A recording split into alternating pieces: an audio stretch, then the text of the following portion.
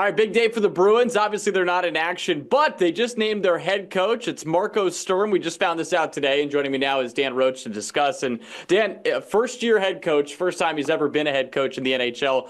What are your initial thoughts on all this? Well, I think it was a thorough search put together by the Bruins, by Cam Neely and Don Sweeney. After it's been as we've seen, it's been a kind of a whirlwind of coaches the last several years, from Bruce Cassidy to Jim Montgomery to interim coach Joe Sacco at the end of last year. And I think Don Sweeney and Cam Neely wanted to take their time. They interviewed many candidates, very thorough with it as well. And because there's a lot of work, let's face it, there's a lot of work to do with this Bruins team. It's kind of in, transition here as far as young and old players. So there's draft picks to be had. They were busy at the deadline, stockpiling draft picks. So I think they wanted somebody that maybe can teach a little bit, somebody that's got some patience.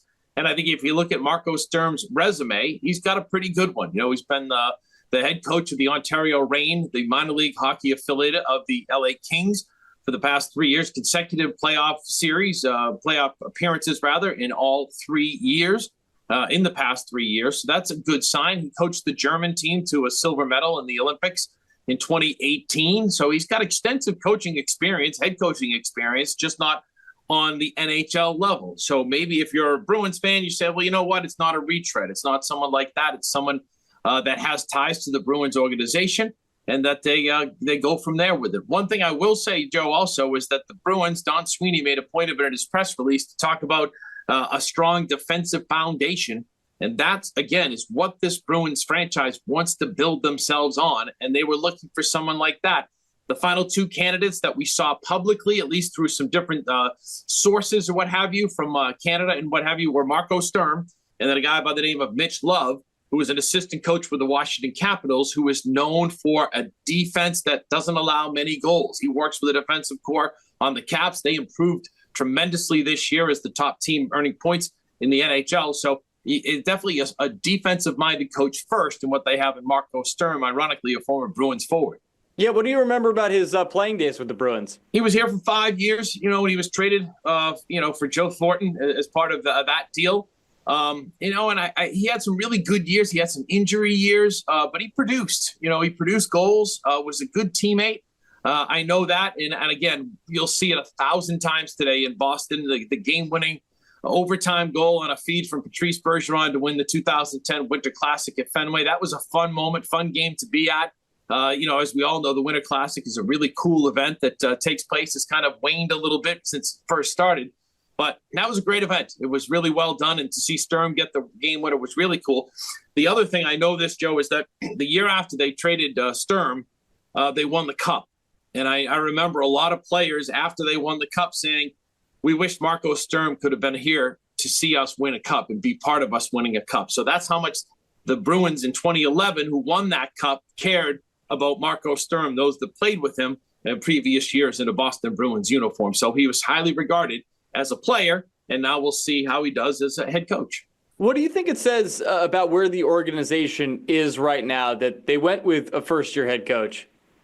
I think it says that they want to grow together. I think that's the media impression I get, is that, A, they like there's nothing wrong with having ties to the Bruins past. It's been one of those great franchises over the last, decades or what have you.